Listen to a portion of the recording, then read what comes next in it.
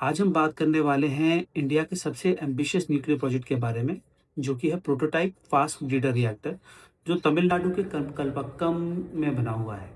और believe me, अगर ये सक्सेसफुल हो जाता है, तो इंडिया के फ्यूचर की जो एनर्जी नीड्स हैं, वो उसका पूरा पैमाना एकदम से बदल जाएगा। सिंपल लैंग्वेज में अगर समझें तो जो नॉर्मल न्यूक्लियर रिएक्टर होता है, वो फ्यूल यूज़ करता है और वो फ्यूल जब वेस्ट मटेरियल में हो जाता है, तो उसको हमें फिर सेफली स्टोर करना पड़ता है।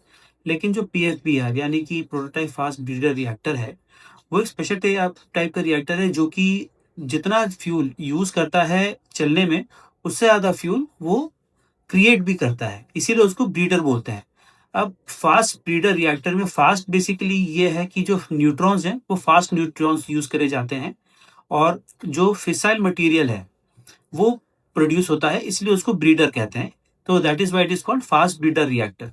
अब उसका प्रोटोटाइप वर्ज़न चल रहा है कलपक्कम में, तो that is why it is known as prototype fast breeder reactor यानी पीएफबीआर।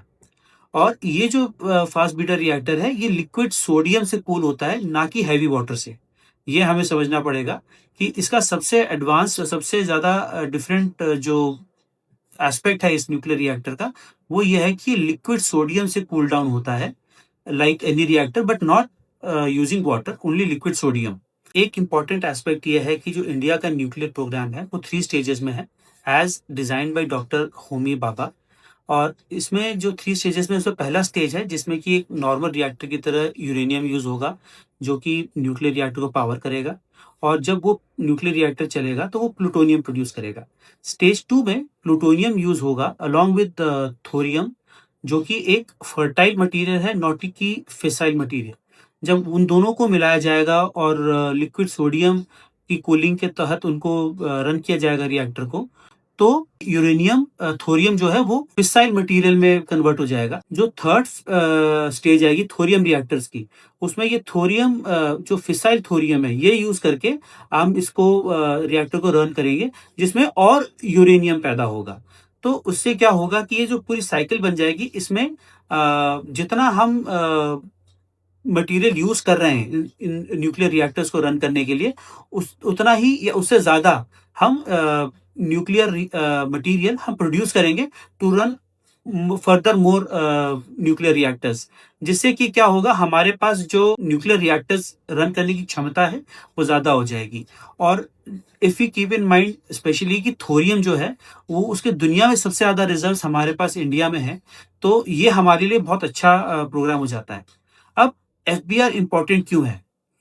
पीएफबीआर हम का प्रोग्राम जो है और इसका सक्सेसफुल होना हमारे लिए इम्पोर्टेंट इसलिए है कि इंडिया का जो फ्यूल इंपोर्ट का जो बिल है, जो कि इलेक्ट्रिसिटी रन करने के लिए कोल यूज़ करना पड़ता है, जो गैस हमें चाहिए होती है, वो सब कम हो जाएगा।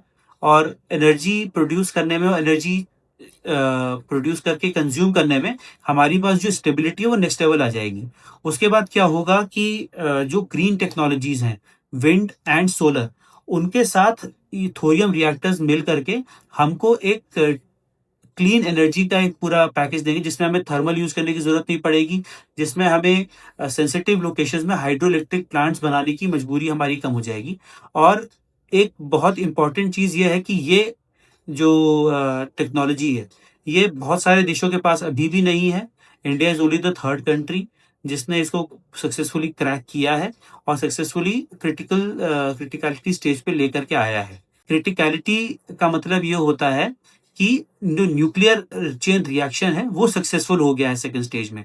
अब सेकंड स्टेज में अगर न्यूक्लियर चेन रिएक्शन सक्सेसफुल हो गया है, now the only thing is कि हमें वेट करना है जब हमारा फिसाइल मटेरियल प्रोड्यूस होता है, और उसके बाद थर्ड स्टेज में थोरियम रिएक्टर्स की तरफ हम लोग मूव करेंगे।